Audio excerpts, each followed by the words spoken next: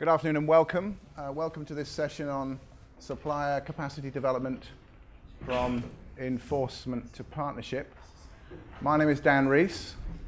I work for the International Labour Organization. For those of you that don't know the International Labour Organization, it's the United Nations body that's responsible for setting international standards, international law on working conditions, on human rights at work, which the ILO has been doing since 1919. And in my capacity at the ILO, my day job is to be the director of a program called Better Work. And Better Work is a partnership between the ILO and the IFC that improves working conditions in the global garment and footwear industries in a way that also promotes business competitiveness. And so we do that by working with national governments and manufacturers and their associations, workers and their organizations, but also around 60 global brands and retailers. And it's from that perspective, really, that I've been invited to facilitate this discussion, to moderate this discussion, which it's my privilege to do so. In a moment, I'll introduce the panel. Just to be clear about what this discussion is about, it is about how lead firms in supply chains, how social enterprises engage with the many thousands of firms in supply chains in order to support, encourage, incentivize them to create more social and environmental value. And when you consider the enormous quantity of world trade that is that's generated through supply chains, some estimates of up to 80%, then this is truly a global issue. It is not a new issue. I didn't tell you this, guys, but on the way to this meeting, I estimated that between us we have about 75 or 80 years of experience of kind of dealing with this issue. It's not new, but it is evolving, and it's evolving quite quickly. Most of that's represented by you. Thank you, Michael. So it is evolving. I think the context of the evolution is really what this discussion is about. Much of the discussion in the past has been about how to enforce standards, national laws, but company codes of conduct in supply chains, by policing them, by monitoring them. I think there's a collective view that these strategies have been inadequate, and businesses are coming up with new, more dynamic and a bit exciting approaches. So the discussion is not just about labour. Labour often dominates. It's about environment. It's about how you add value to development and how you do it at scale given the vastness of the supply chains. It's a discussion that's about how you find the right incentives. It's a discussion about the right partnerships and the partnerships that take you to scale and what is transformational. And these are the questions that we will be dealing with today. We will be pausing and shutting up in order to have you steer the conversation, and we are serious about that. We're going to be clipped in our answers. I'm going to start the discussion in a moment in the panel, and then we're going to be, I'm just giving you good warning, throwing the conversation over to you, where we hope we can warm this freezing cold room up with some heated debate. Okay, so let me introduce the esteemed panel. To my immediate right is Nina Smith, who's the Executive Director, I believe founder, certainly founding Executive Director of Goodweave. Goodweave probably needs a little introduction in these circles, as it is a Skoll Award winner and has been profiled here before. But it is, of course, the organisation that has promoted the production of carpets without child labour in places like Nepal, India and Afghanistan, and is a growing, I suppose, trademark brand in itself. So welcome, Nina. Then follows Aron Cramer. Aron is the President and CEO of Business for Social Responsibility. If you don't know Business for Social Responsibility, you should.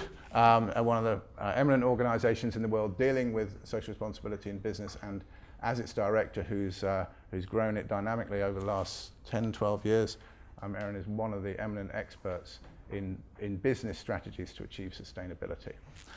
Louise Nicholls from your M&S. Louise is, as a Brit I can say that, it's my M&S. Louise is the head of many things now, actually: sustainability, Plan A, packaging, and is known to a great many people, certainly in the food industry, where she has been a pioneer of measures to improve labour and environmental conditions across a vast supply chain. And I've had the pleasure of working with Rees for many years. And then Michael from Levi Strauss & Co. Michael has been head of sustainability since 2001, and during which time also, I think, has put Levi Strauss & Co. on the map as a leader in the field in a number of different dimensions, and are particularly innovative in how to bring environmental and social value on product and look for the new business ways to deliver that within the business. So I think we have a very distinguished and excited panel who are ready to engage with us on these questions. So the first question, which I have studiously prepared myself, and I'm going to address this first to you, Michael, and then Louise. Tell us how the business model within your own businesses is driving positive change. What are the opportunities in the business model for creating change? Okay. So for Levi Strauss & Company, there's three things about the business model that I just wanted to mention quickly. The first is we talk a lot about integrating sustainability into the business. And I think that it is important for form to follow function. And so at Levi's, I'm the head of sustainability. I report directly to our chief supply chain officer. So I'm embedded in the business. And I've been reporting to him for 14 years. And he has made leading in sustainability one of the key supply chain objectives. And so our head of sourcing, our head of product development, share with me all of our sustainability milestones. They're built into their annual objectives, and they're evaluated on it. So building sustainability into the structure, I think, is really important, walking that talk. The second thing is about how you apply it. So we, like many others in the industry, like Marks & Spencer, are moving to working with fewer, more capable vendors. So over the past 3 years, we've reduced the number of vendors that we work with by about 35%. And so working with more capable vendors is much easier for me in sustainability. We have people who know what we're talking about and who can implement it. It also is a cost saving for the company to have fewer vendors to deal with. The last thing really touches on what you asked, which is about the business model itself and how we are embedding sustainability and sustainability attributes into all of our products. So one example is what we call our water-less product. It uses less water in the manufacturing process, up to 96% less water. And 4 years ago, we had no products that were doing this. Today, we have put this waterless product across 90 million products and saved literally 1 billion liters of water in the supply chain. And our goal is not to create a waterless product line that is only waterless products, but it's to take that technique and spread it across everything that we do. 501s, men's, women's, all of our products. Tops, trousers, everything.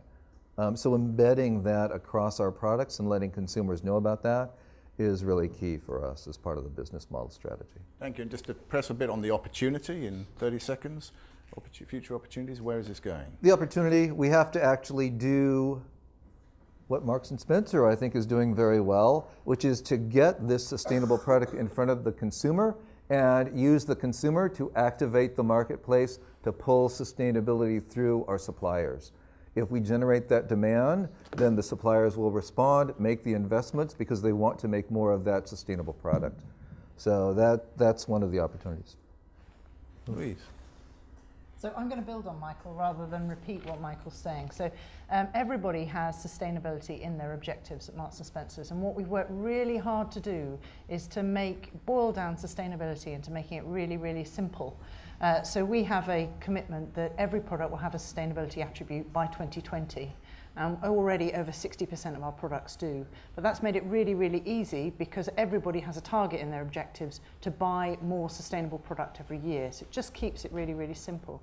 The other mechanic that we found really changed the game for us was to introduce a balanced scorecard that said that not only did we value commercial performance, technical performance, innovation performance, but we valued equally sustainability performance, and to set a very clear framework to drive on sustainability performance. And that what we can say now is that those who are meeting silver on our scorecard, sustainability scorecard, are growing twice as fast as those that are at bronze and provisional. So it's again a really good way to be able to demonstrate that driving sustainability into your business makes sense. The other thing that we've absolutely focused on is we work in partnership with our suppliers. So well, I was talking earlier with the panel that we've worked with our orange supplier since 1929 when we first introduced oranges into the UK marketplace. And we work very much in partnership. So we run international conferences around the world. We also run supplier exchanges. And the whole idea there is that we don't want to work in silo. Often the answer lies somewhere in the room with our suppliers and with other stakeholders. And it's about working collaboratively together on what are the interventions that will really drive good practice. Okay, thank you. Turning then to you, Aron and Nina, from a perspective of working with business, not within business, what have you seen are the business models that are really dynamic and able to drive change, and where are the inhibiting factors? Well, let me start with the inhibiting factors and then get to it. So we have an example of two companies here who really have been and are in the vanguard of leaders in their sector. For Levi's, it's apparel. For M&S, it's general merchandise and food. If you look at the apparel industry and you look at how things have been structured until, let's say, over the last 25 years, you know, here at the Said Business School, if you had given some students an assignment to create a model for an industry that would be most likely to deliver poor labor and environmental conditions, you would have the modern apparel industry, because you've got thousands and thousands of suppliers, often doing very small volumes for short periods of time, with workers who don't necessarily think that this is a livelihood, this is a job that delivers some very real benefits, which I'll talk about in a minute. But the attenuated nature of the industry has made it very difficult. And you've heard from Louise and Michael about how their companies are trying to rationalize that. And I think that creates the kind of leverage that enables partnership, enables follow through, and creates incentives for suppliers to do the kinds of things that they need to do in order to be suppliers to these two companies and hopefully others. So that's part of the challenge. One other challenge in the apparel sector is all of us, and we expect new product constantly. And that means that you know, the logistics get a lot more difficult. It means that specifications can change like that. And some of the issues you see with overtime, for example, in the apparel industry are due to those kinds of structural issues. So I think it's important to recognize that these two companies are actually trying to surmount that. Now, again, I don't want to repeat what anyone said either, but let me add one more piece in terms of the solution, because you heard both Michael and Louise talk about the importance of integration in the various ways that they do it. Beyond integration, which is crucially important, I think the best companies also recognize the limits of what they're able to do on their own. And so the structure of solutions has to involve systemic change, which means collaboration, and I hope we can talk about these various forms, but it's buyer-supplier collaboration, it's worker empowerment, so suppliers and their workers are not constantly at loggerheads but are working together, and really collaboration with local governments so that they're not just standing by saying, well, we don't have to enforce our laws because Michael and Louise are here and therefore you know, everything will be fine. And so it's looking at the entire ecosystem, and I should say local civil society, social enterprises are also a crucial part of it. So the solutions have to be about the entire ecosystem. The problem has been about a disaggregated industry, and structurally that's what needs to change.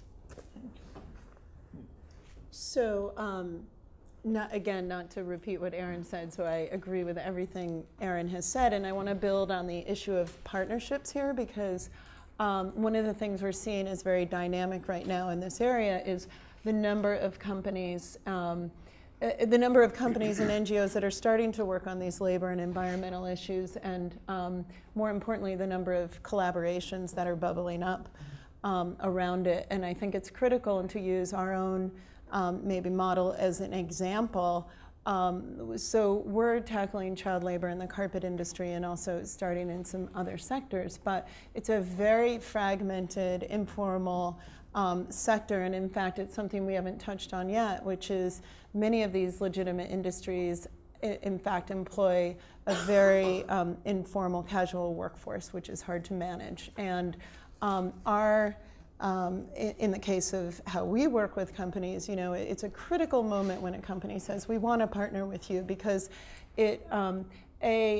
what happens is, for them to get our label on the back of their carpet, they must agree to have all of their suppliers within our system of inspection and monitoring, and to cooperate and comply with our standards. And there's tremendous power.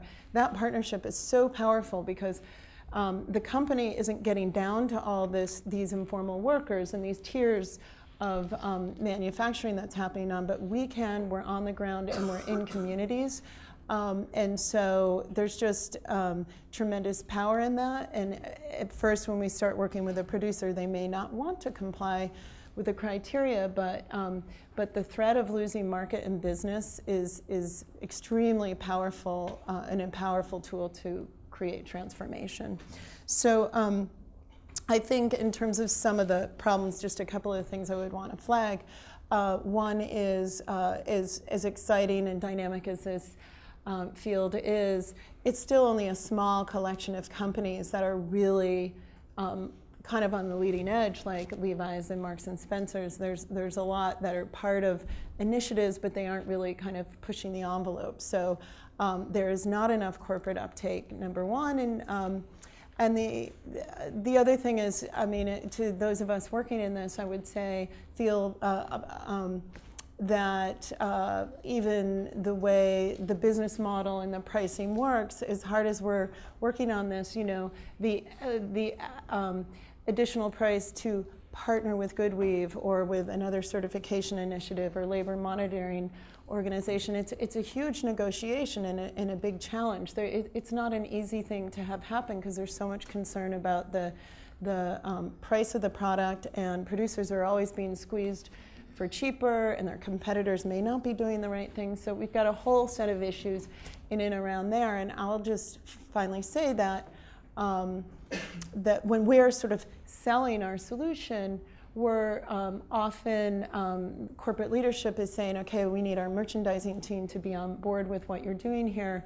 But in fact, the business model is such that the merchandising team is incentivized to have an increased profit margin on that product. So the mere idea of paying a small fee to an organization like ours to provide assurance, or even more than that, for that to drive wages to come up, is a real challenge to get people around that. So okay, thank you. So if we've heard about embedding in business and incentives, the importance of incentives within the business to drive the business model.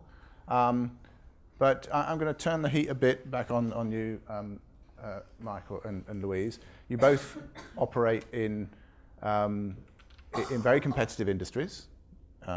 During your times, your businesses have had hard times and better times, and so have your suppliers. And we've heard many times from suppliers in the food industry, in the clothing industry, that they just don't have the incentives to make it work. And so, what incentives do work? You know, what's going to work for them? You want to go first? I can go first. So I think one of the things that we learnt is that we have to see that look much more at a system level thinking. So when we introduced the balanced scorecard is ethical, environment, and lean manufacturing. And it's recognizing that the three things are integral. If we want to drive the kind of environmental savings, if we want to increase the amount of manufacturing efficiency, what do we need? We need trained workers who feel motivated and who feel secure and feel that the part they play is going to drive a better business strategy, and they're going to see some reward in that. So I think it's the recognition that we need to create much more integrated thinking to build the business case. The other key thing that we've learned is that you've got to measure. If you measure the business case, if you start to put a financial value to things, you start to enable people to see the value in the actions that are being taken. So not only do we have to be able to calculate the cost of doing nothing, so we can see the effects already of climate change are quite significant in terms of costs of flooding and in terms of lost business. But we have to be able to keep quantifying that, and at the same time we need to keep quantifying the savings that we're making through implementing sustainability, both inside our own business, but encouraging the supply chain to do that, and encouraging those KPIs to be part of what they're talking about in board level discussion, so that it stops being something I do to please my customer, and much more integral to how they drive their own business strategy forward. I would say with respect to vendor and supplier incentives, there's probably three things that we think about. One, like you mentioned, is volume, right? And there's often a discussion about, well, you need to pay your vendors more. Actually, that's not the most important thing to a vendor in the apparel industry. In the apparel industry, the vendors want volume. They want orders. They want a reliable stream of orders from us so that they can fill the capacity of their factory. They have to deal with their fixed costs. Right? So if they get volume from us that's reliable and predictable, and it's a lot easier to do that because we have fewer vendors now, so we can give them those volumes, then the pricing will come. But the volume is the most important thing. That's what we give them. And to your point, it is about, hey, if you're not in compliance, and if you're not following through on your corrective action plan in a timely manner, then your volume is either frozen or it's reduced. And guess what? I mean, I've been in this job for 15 years almost. I can count on the fingers of one hand the times the vendor does not respond when you have that leverage at your disposal. The other incentive is what you were talking about, right? It is these programs on sustainability, like the Waterless Jeans program, that actually use less water and less energy. And on average, a vendor saves 6 cents per unit by implementing that program. So there's a direct cost savings. And the last incentive, which is a newer one that's just come up, is a program we have with the IFC, the International Finance Corporation, which I really love because the others, okay, they're, you get our business is one incentive, fine. The other one is, yep, you have some return on your investment and cost savings. But this one, the vendor actually gets money. So here's how it works. So vendors are rated every year by us on their sustainability performance.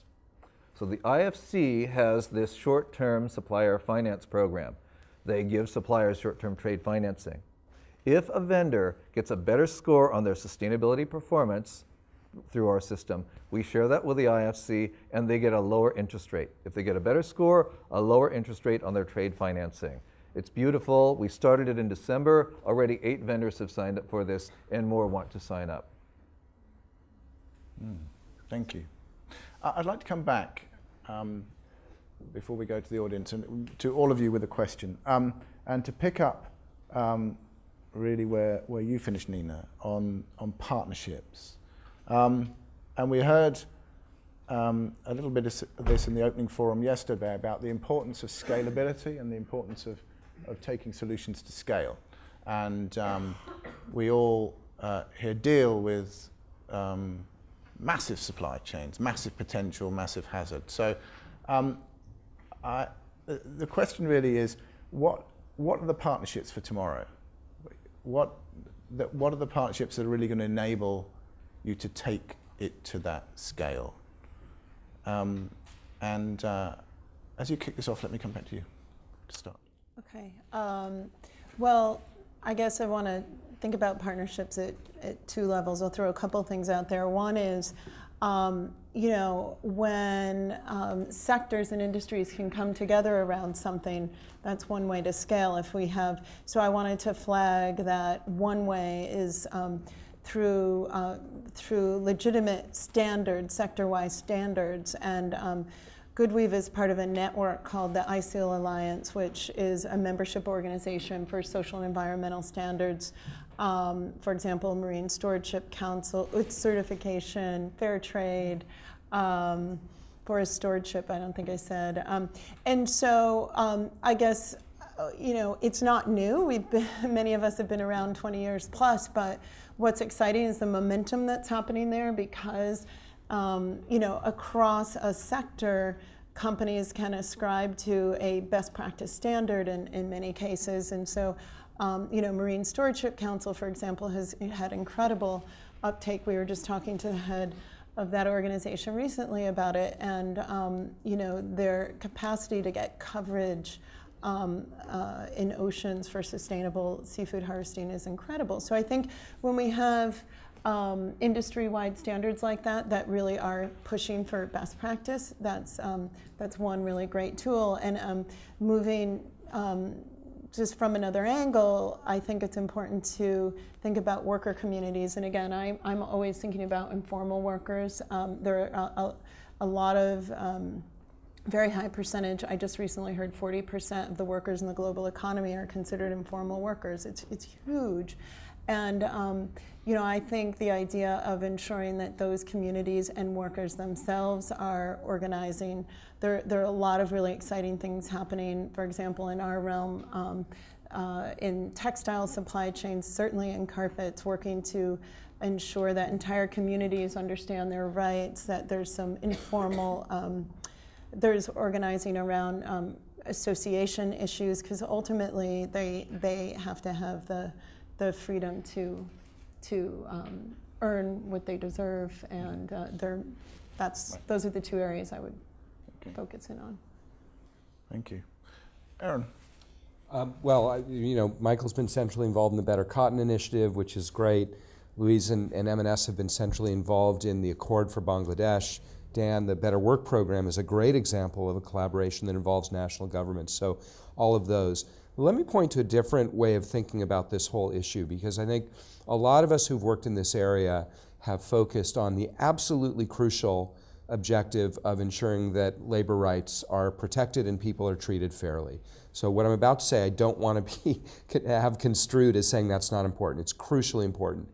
At the same time, and again, sticking just with the apparel industry as one example, I think the opportunity to look at supply chains through the prism of economic development for people who really need it has been absolutely underplayed by all of us, quite frankly. And so the opportunity to think, how can we, with 80 million workers in the apparel sector, 25 million in the apparel sector, 80% of whom are women, and many of the women aged 16 to 25, that is actually a crucial engine for development, not only for those workers individually and their families, but for national economies, for communities. So I think some new partnerships that think about new ways to get at that issue are valuable. At the risk of doing a commercial, we've run a project called the HER Project. Chad Bullocks, who's here, played a key role in getting that started.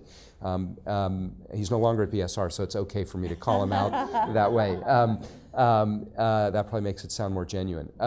And where we talk about women's health, women's financial literacy, working with local organizations, some of them NGOs, some of them social enterprises, to help ensure that women, things as simple as being sure that women who are being paid, that they actually get the money, because a small number of people working in the apparel sector have bank accounts or other ways of managing their own money.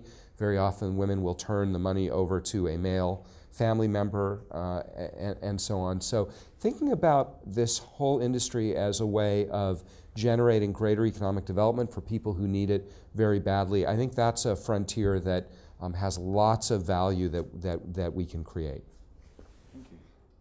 So I was going to raise 2 points. I think, firstly, I think we've learned a lot about working in silos over the last 10 years, and a recognition that we've got to work much more collaboratively, but much more focused around a shared outcome that we're trying to achieve, rather than a talking shop where we talk about wanting to achieve an outcome. So I think that's really important. I think one of the other things that we've learned is that when we start partnerships, we've got to be really clear what is the common goal that we're trying to achieve, and how is this partnership going to work for each partner that we're working with. So we've had some fantastic examples of partnerships which have been really successful in driving change, and some that haven't. And we've learned probably more from the ones that haven't worked, that has really informed to make the other ones work. I think the other thing is that when we work with social entrepreneurs, and we've got a global community program and an innovation fund, and we work with a whole series of different social entrepreneurs, because we do see them as really key in helping to enable us to drive real empowerment of workers and community empowerment.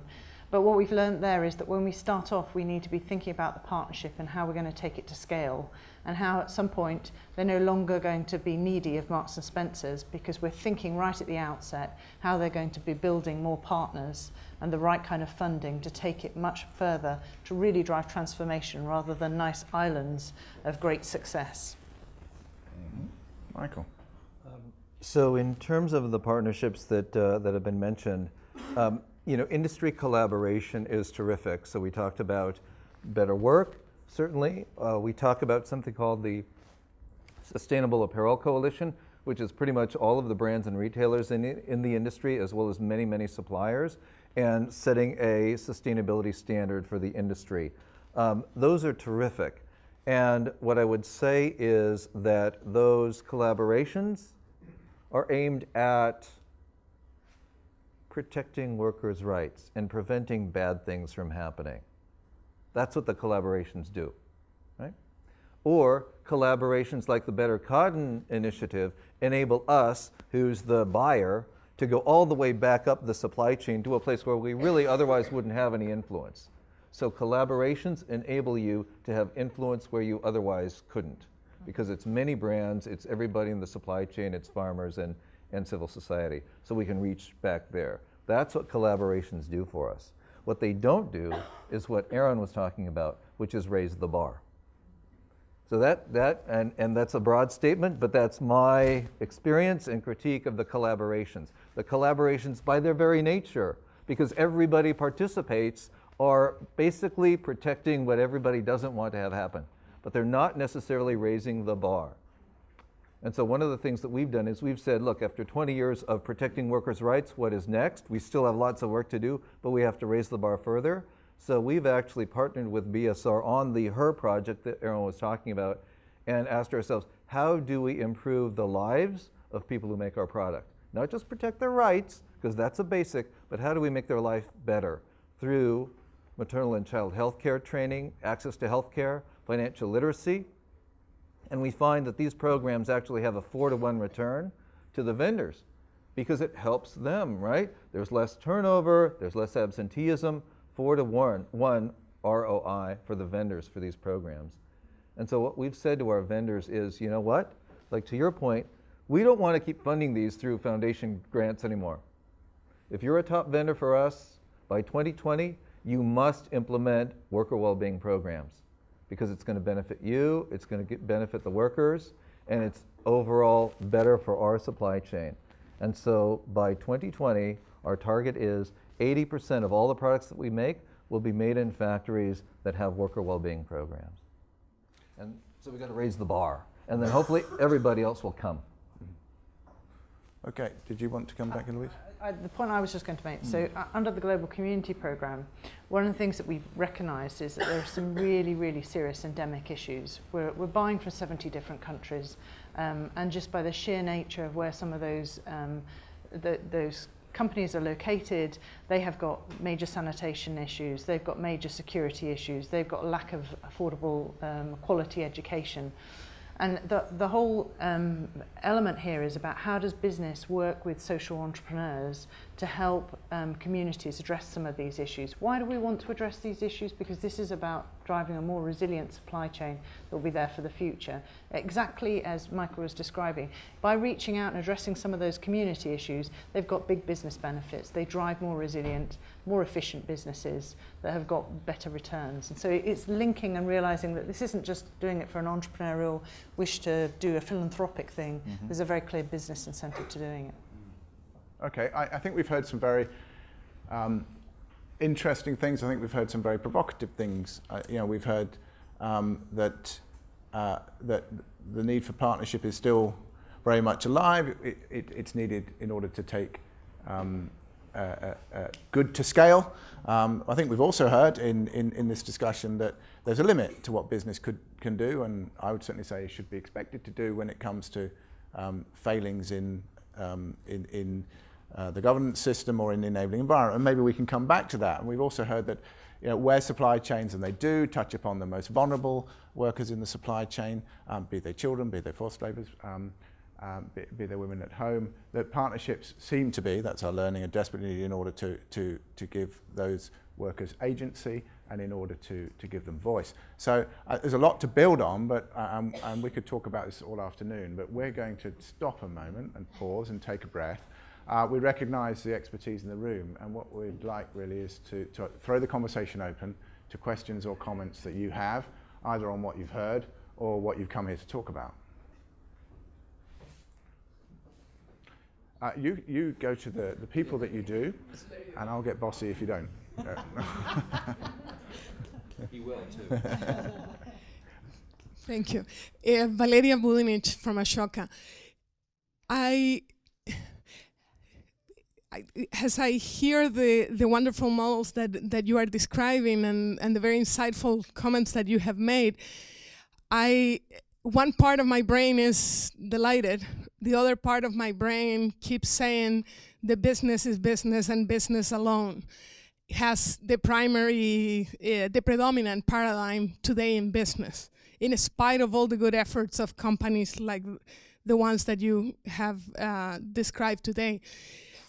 And what I would like to challenge you with is it's in providing examples of mindset change, examples not about a specific model, and because there are plenty of powerful models. The problem is that they are not spreading because people are operating under the wrong paradigm. And the idea that corporations are not embracing, for instance, the more inclusive supply chains, more often than not, because the leadership of those corporations doesn't have that kind of mindset of seeing the win-win. And I'm afraid that as we talk about collaboration, we are missing almost like a precondition for it, which is the right kind of leadership. So I would love if you could share a few insights about how to break through that new kind of mindset. Thank you. I think there were two more questions in that block. Hello.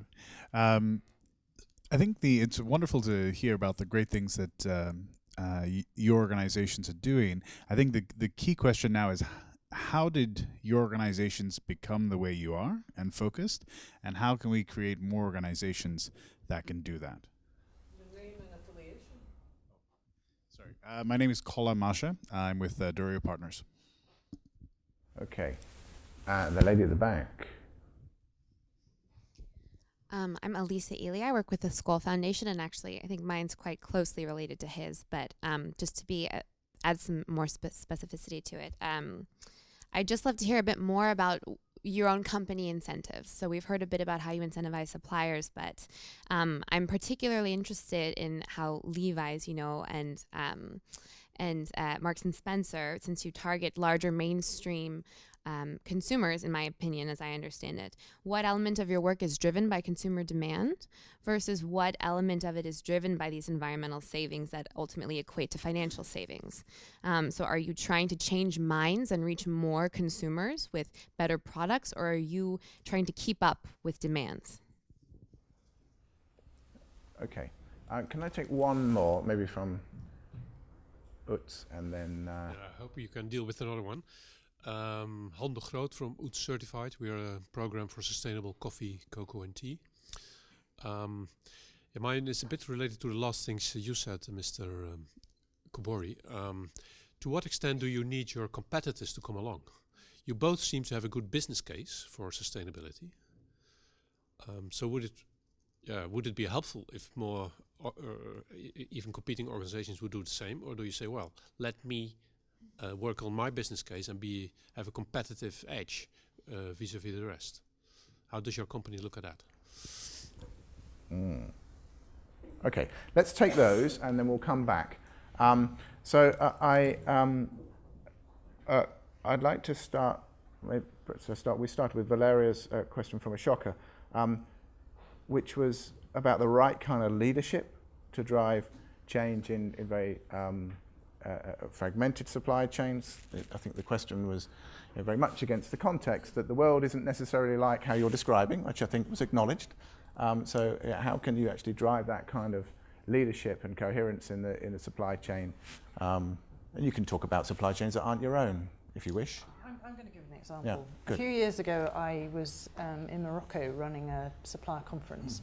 And a couple of days before that, there had been a mattress fire, and a number of people had died in the mattress fire. And the reason had been that the business owner had insisted that people kept going back in to collect mattresses and to bring the mattresses out, because it was all about saving the stock. Didn't particularly value the workforce.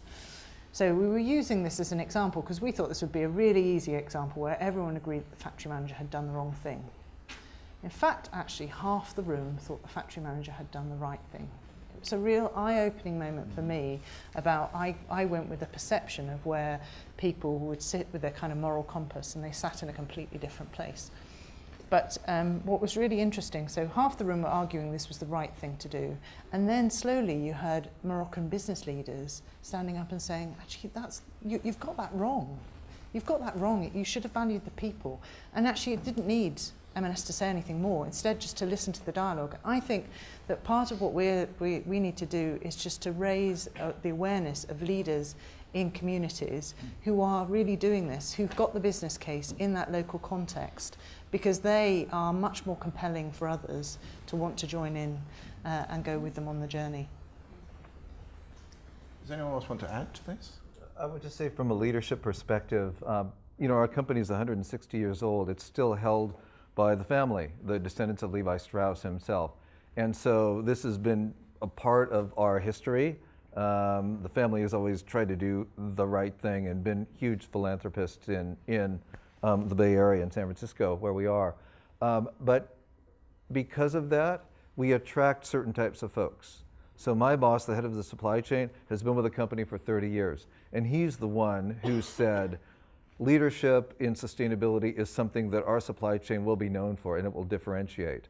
And his deputy, who's the senior vice president of sourcing, comes from a competitor, but she came in part because of what we do in this area. So it's kind of leadership begets leadership in this area as well, I think. So we have 275 companies in our membership, and I can tell you that the routes to leadership are not universal either in number or in the path. They just aren't, and there's no single model. One thing that presents a challenge is the way public markets work, because on this issue and a lot of other issues, a CEO, and I often think of CEOs as very well-paid prisoners of the system in which they operate, because if you're a publicly traded company, of course Levi's isn't, if you're a publicly traded company, you've got to satisfy the City of London, Wall Street, the Shanghai Exchange, what have you, within a very short period of time. And the ability to step out ahead and make a stand, it is the rare CEO who will do that, and to some degree it's the rare CEO who can do that, because that person may be an ex-CEO really fast if they get too far out ahead on various things. So the question came up, I forget from whom, about consumers. We also have to understand the role that capital plays in pushing companies to do certain things or not do certain things. I think it's a very key point, and I'm reminded,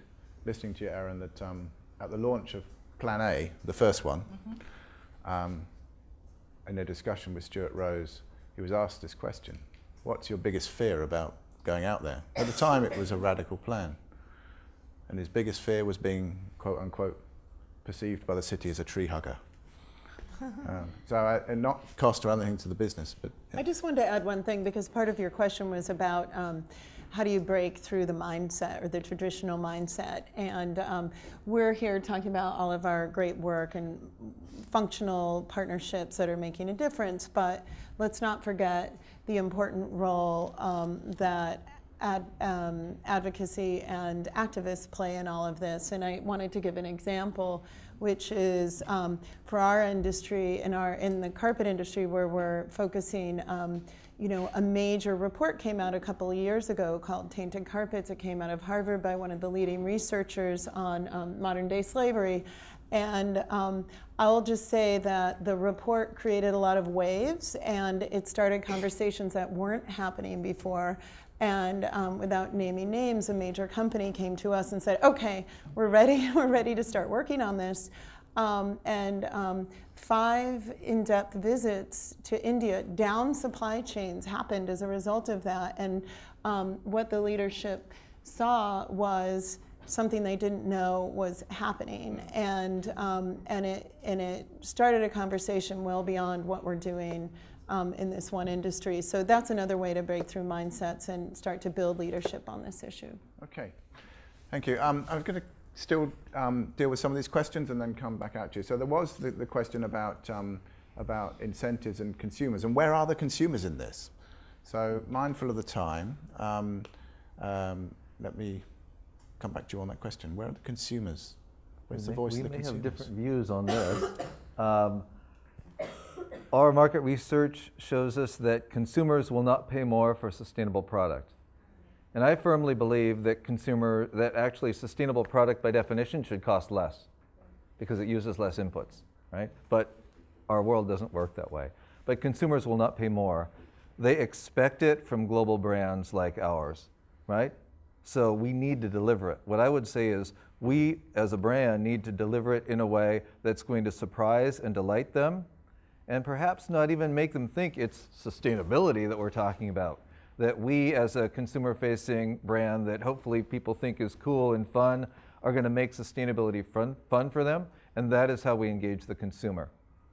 So they do it because it's cool, not because climate change is going to destroy our way of life. Because nobody wants to hear that message. Everybody, the consumers are tired of that message of guilt, right? They want to have fun. We need to have fun, engage them in sustainability in that way. I agree. I mean, what we know is consumers expect M&S to care about this and do something about it. But there's about 10% that are deep green who would actually choose to purchase something that maybe didn't have quite the same functionality or was a bit more expensive, but the rest just expect it for the same price. Yeah. Dan got the soup today because he thought it was going to be the healthy choice. Next time you're getting a burger, I think. After. Sustainability sucks. Yeah, we will. Yeah. In my soup it did. Can I come to the question from a colleague from UTS, which was really, if I could paraphrase, sort of raising the eyebrow at the collaboration statements and saying, really, guys? Aren't you just trying through these sustainability strategies to get the edge? And how much pressure is there from within the business to kind of get the edge in this? And really, is this a pre-competitive, collaborative space in which we can do this? So again, it's a quick answer so we can get to them. Any more questions? So I think what we know is that it doesn't matter how hard Marks & Spencer's pushes on our own, that if we don't encourage others to tackle things like climate change, we all bear the resulting mess that will ensue. So we have to drive others to want to work collaboratively with us, and be that just on raising the minimum standards altogether, which we might do through working together on something like SEDEX, which is about ensuring that there is where audits are carried out in the supply chain, they're done to the best ability using all the knowledge that we can share together and put on a system so you can have one audit and share it with all your customers. But it's also working on something like the Consumer Goods Forum, which says actually we're going to get 50 CEOs to work together on setting a hairy goal to deliver zero deforestation by 2020. And it will mean that there'll be some who push ahead and do it much earlier, and there'll be some who we're still trying to push over the line in 2022. But it will drive more people over the line by 2020 than we would do if we didn't work collaboratively together. Yeah, I would say I want our competitors to join those collaborations that are preventing the bad, because the bad actors taint the entire industry and it hurts us, right? And I want our competitors to join those initiatives that are upstream that we can't affect ourselves. So Better Cotton, I want everybody to join that and make that happen, right? Or UTS, right, in your industry, right? You want everybody to join that to make that happen. But I absolutely want to beat the competition in getting there faster, because I want the consumer to equate Levi's with sustainability and for us to be the best, right? That's what we're after. And so by getting there faster, by setting the bar higher, that's how we win, and hopefully we pull everybody else along. But we still want to win. Yes. Business is set up to compete, not collaborate, right? So let's harness the competition to drive to that next level. Okay. Yeah. Thank you. So thank you for waiting patiently. We have a question. 1, 2, 3, 4. There we are. Yes, hi, I'm Aron Sahana. You've got to wait for the microphone. He's doing quite well. Hi, my name's Aron Sahana. I'm from Oxfam. Fantastic discussion around the fact that it's not always win-win, and sometimes it's difficult for CEOs to make these decisions. They're the prisoners, as they say, of the system. So if it's not always win-win, and it's been demonstrated actually by empirical studies, including from the Smith School here, as well as Morgan Stanley, which have done perception studies of investors who acknowledge that actually this stuff costs more. Majority of investors expect to pay more. Then certain business models are going to allow decisions to be made that are going to be in the best interest of society or the environment, sometimes at the cost of absolutely maximizing profits. Now, we're at a social enterprise gathering here. Do you think you should be prioritizing suppliers who have a certain corporate structure that are able to make those kinds of compromises sometimes, still be commercially sustainable and viable, but maybe lean towards social enterprises that can make those choices to say, we'll make a little bit less money, but we'll pay our workers a little bit more. We'll make a little bit less money, but we won't burn down this rainforest. You know, things that are going to hit their bottom line a little bit, but allow them to stay alive as a business as well. Great. Sir. Simon Winter from Technoserve. The Sustainable Food Lab has been developing a shared measurement framework for companies that are sourcing food in their supply chains. And a big piece of this is looking at the livelihood. So it comes back to the point that Aron was making about let's look at the economic upside angle of this and not just the rights-based angles. Some of the companies that are sourcing from suppliers that are sourcing from small farmers are going to find that even though they're investing in improving the way that they're sourcing, reducing waste, improving productivity, improving quality, etc., those farmers are still going to be poor because they're only sourcing one crop and the farmer is still subscale, still small, and even if he's gone from, or she's gone from $200 to $400 a year in terms of revenue, they're still poor. So my question is, first of all, to what extent do you see that these kind of shared measurement frameworks are important and you're happy to support them and subscribe to them? Because I personally am very supportive of it because I think it fosters learning, it fosters an ability to improve collectively.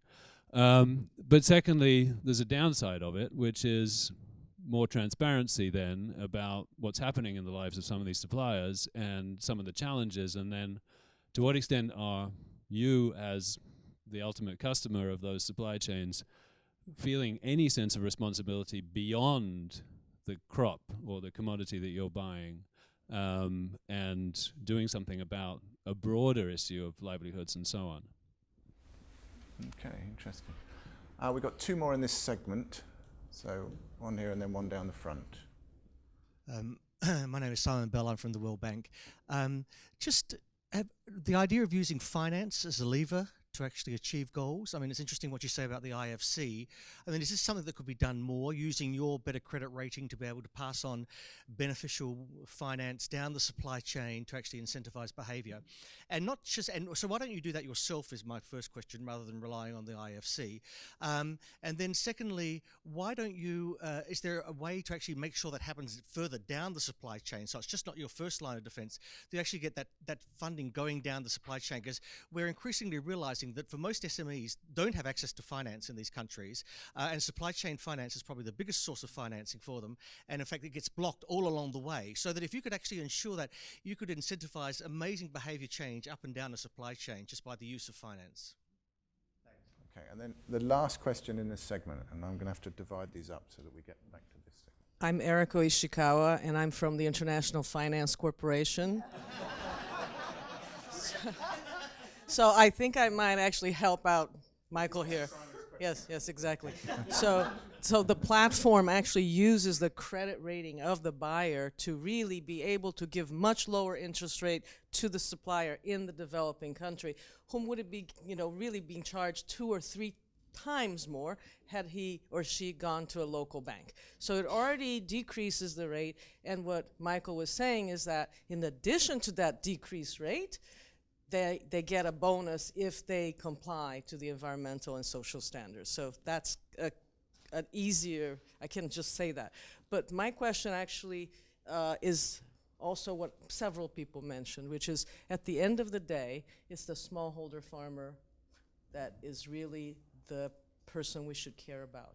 And I'm in the area that's called inclusive business in IFC, and we have 400 plus clients that actually, through their value chain, really help better the lives of very poor people in developing countries.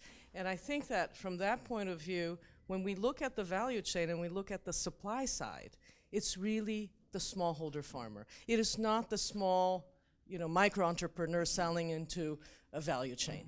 So it really is the agricultural sector that we see. And of course, on the consumer side, we have everything: health, education, water, everything, you name it, there are companies there. Most of the companies are local companies. Majority of them just operate in one country in developing countries. But the ones that are really, really ahead of the game is exactly what Aron said. They're family owned, and so they have a leadership that believes in a long-term investment. They don't have quarterly dividend kind of pressures. So we really have to rethink what is the whole structure of the markets, where you do have to have longer-term vision, and we can finance long-term, and that's why we attract those types of clients. But it is imperative that people think long-term, and I think Marks and Spencer is doing a great job in thinking through a longer-term horizon and tying up with people who have that kind of vision, because at the end of the day, it's not a real simple solution, and it will take a long time. And to Valeria's question, I mean, yes, it is still small, but we have 400 clients that we know for sure, and there must be more. And so it is something that has to be much more advocacy has to go on to really make people want to rise above. I think that what Michael said about keeping the standards is one thing, but really rising above that and really getting more income and more livelihoods to the poor people who are in the supply chain at the end. I think that's really the question we all should be looking at. Multilateral organizations, social enterprises, at the end of the day, are we lifting people out of poverty, or are we just keeping them in that same poverty level? Maybe they're a little better off, but they're still very poor. Thank you. Thank you. I'm going to be quite directive here, because if we don't finish with some questions from over here, I'm going to feel like I've discriminated.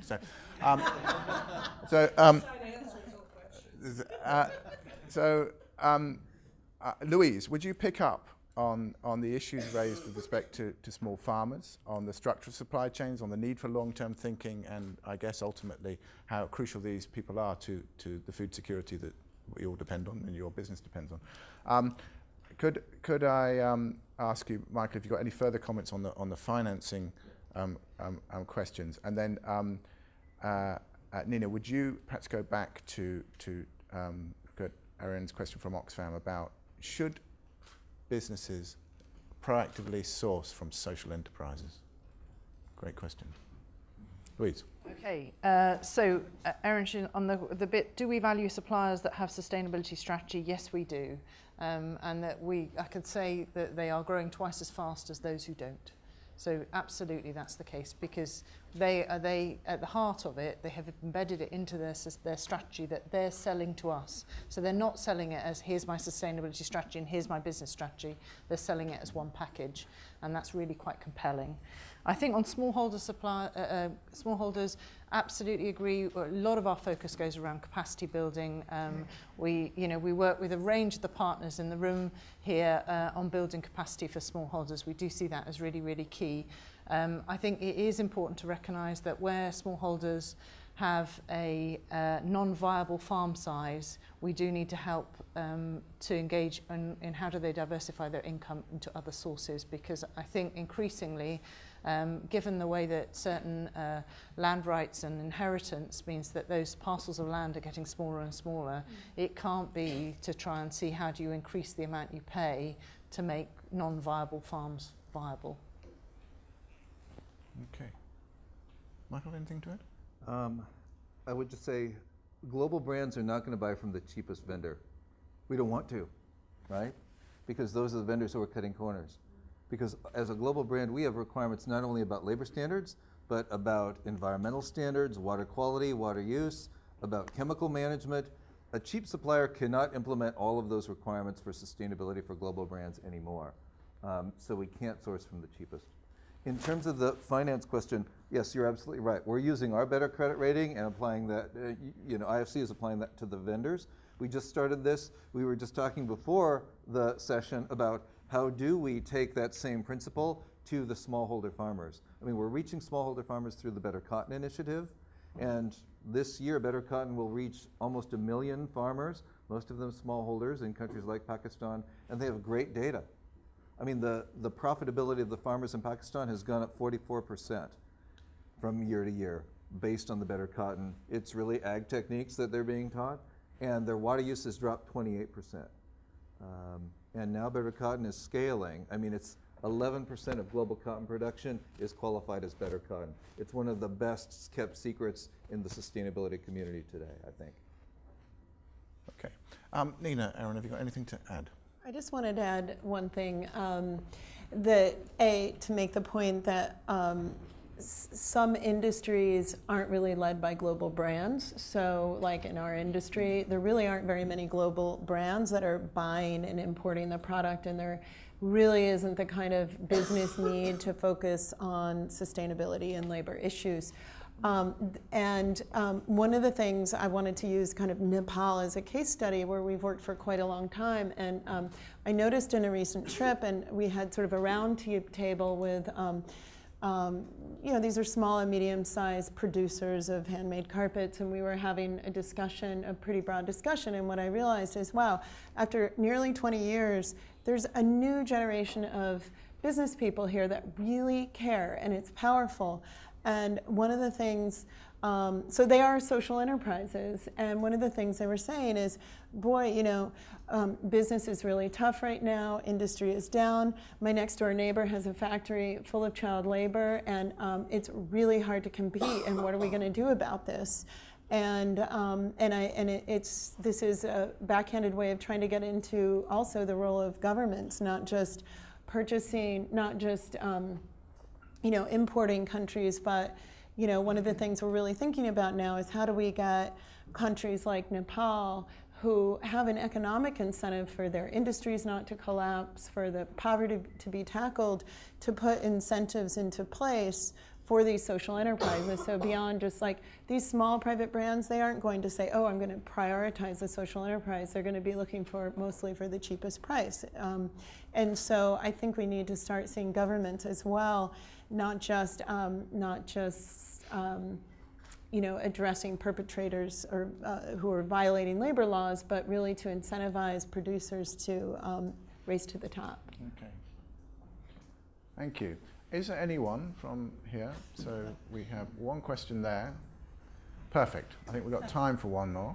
Two, and maybe an awkward one from Dan afterwards. And then... Quick question, probably mostly for Louise and Michael. I'm thinking about the collaboration. Jerry Yang from Yahoo, George Soros set up Tao Investments, $1 billion fund, or they hope to raise $1 billion, to buy minority stakes in factories, upgrade environmental, social performance. How are you thinking about that? Is this a pipe dream? Is it happening? Where does that stand? Would you source from those factories? Just curious. Okay. So what's Tao smoking? Someone's looking at And Dan. It's sustainable no matter what. Perhaps Dan Biederman from Verite. Perhaps a related question. I think a lot about the pace of change. You all have been leaders in this for 20 years. I'm a participant in the world. I sort of share joy in the way, in the trajectory of the individual companies and the initiatives and the membership level. And yet we've transformed a lot, and we're kind of touching an incremental piece of the overall problem. So are we on the verge of it really shifting? Are we missing something really important? Anyway, something about how fast has this taken as long as it should have? Is it going to take 50 years until we get there? Is it going to take shorter? And are things we should be doing, frankly, differently that we're missing because we're stuck in our own institutions or our own initiatives? Okay. So can I just push? I'm going to hold Dan's question a minute because I'm not going to answer it. I'm going to build on it to close. On this idea which is an interesting one, $1 billion of investment, minority shares in factories, drive improvement. Can you see this working? You can see this working? I can absolutely see this working. And again, we've talked a lot about the apparel industry, and that's what Tao is focusing on. A lot of these factories are just very poorly managed. They're inefficient. They sort of cycle workers through. They're not well managed entities in many cases, and that's why you see these two companies shrinking their supply base to work with higher quality. If these two companies didn't care about people or the environment, probably still do the same thing, because you'd have a more reliable supply base, better quality. You talked about chemical use water. What about product quality? That is an essential thing. So I think there is something there, and I think it's an idea that hasn't really been tried. I think the quality of thinking that's going into it is really good, and it's, to Michael's point earlier, it's a model that says, how can we do this absolutely the right way, not, gee, how those problems that keep cropping up, how can we not have them anymore? It's a fundamentally different mindset. I think also we know that to make change happen, it doesn't happen overnight. Actually, you need 18 months of really good management in a site, really implementing down to the line level that kind of training and kind of common approach and processes to drive real improvement forward. And if by making that investment, it bides the time to enable them to see the success, and therefore to create a momentum in that locality that's a series of business leaders saying, actually, do you know what, this has that business benefit, then I think it could be game changing. Great. So the final question, and here's the build. So, isn't this taking too long? I think I'd like to build on that, Dan, by asking the question, what's going to speed it up? So, what's transformative change look like? Are we at the point? What does transformative change now look like, and what's going to take us there? Short answers. We've got to drop dead at 6:30, 6 minutes, 90 seconds each to close. And Nina, you can start. Okay, I'm just going to take 5 seconds and sell my 85 other seconds, just to say that that's impossible for me to answer, actually. But I think what sustainability looks like, or what the future perfect world looks like, is when people are willing to pay the price for goods that are sustainable. And these companies and these organizations are starting to forge the way for what that looks like, but we ultimately have to get to that place.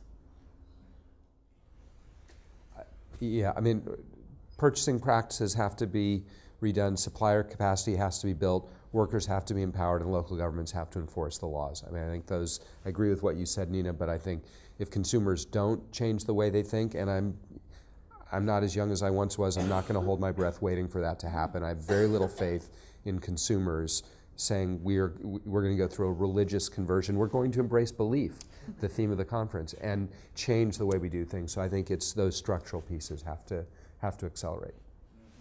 So I'm going to build rather than repeat. I think hyper-transparency is going to change things. Rana Plaza, it was on YouTube in 7 minutes. I think we are seeing that that those businesses that think that they can hide away and do nothing are going to be found out. they're going to be found out. And I think the other piece that we're trying to say is there is clear evidence there's a really good business case for this. And again, I can't help feeling the silos of learning, how do we just get that noise out a bit more and get that a bit clearer? There's a real business case for this. So why would you be buying from a site that hasn't done anything on getting after sustainability?